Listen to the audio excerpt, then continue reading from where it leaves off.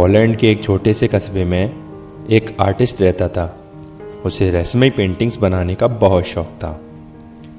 एक बार पास के एक शहर में एक एग्जीबिशन लगी तो दोस्तों के कहने पर उसने अपनी एक बड़ी विचित्र पेंटिंग वहां प्रदर्शनी में लगाई।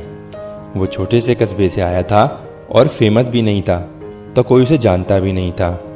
साधारण से कपड़ों में वो वहीं पर आने जाने वाले लोगों के साथ प्रदर्शनी देखने लगा। उसके कानों में वो हर बात टकराती थी जो उसकी पेंटिंग देखकर लोग आपस में बातें करते हुए कहते थे, अरे ये भी कोई पेंटिंग है, जैसे किसी बच्चे ने गलती से रंग गिरा दिए हो। और कोई कहता था कि क्या बकवास बनाया है किसी ने। कोई उस अजीब सी दिखने वाली पेंटिंग को किसी पागल की क्रिएशन बोलता हुआ बड़बड़ाता था और कोई हंसते हुए खिल्ली उड़ाता था। लेकिन उस पेंटर को क्या फर्क पड़ता था, क्योंकि वो सिर्फ अपनी खुशी के लिए पेंटिंग बनाता था।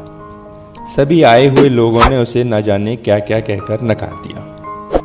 अगले दिन उस शहर के अखबार में जो खबर छपी थी उसने सभी लोगों के होश उड़ाकर रख दिए।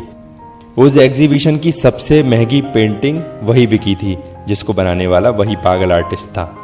सभी लोग आश्चर्यचकित थे और उससे मिलना चाहते थे, लेकिन वो अपने $90,000 लेकर कहीं दूर जा चुका था। दोस्तों, इसमें कोई आश्चर्य नहीं है। हम खुद को अगर दूसरों की नज़र से तोलते हैं तो हम भी उसी भीड़ का हिस्सा बनकर रह जाते हैं और हम खुद की पहचान खो देते हैं। आप वो काम करो जो आपके खुद का है, आपको पसंद है या जिसे करके आपको खुशी मिलती है, बिना इस बात की चिंता किए कि लोग आपको तजब्बो नहीं देंगे या आपकी वैल्यू नहीं समझेंगे। क्या फ़र्क पड़ता है? क्या फ़र्क पड़ता है कि आपके पास महंगी कार या बहुत बड़ा बैंक बैलेंस नहीं है, लेकिन आपके पास इससे भी कीमती चीज़ होगी, खुशी, जिसे पाने के लिए लोग अपनी खुशियों से समझौता करके पैसे कमाते हैं और फिर खर्च करके उसी खुशी को पाना चाहते हैं।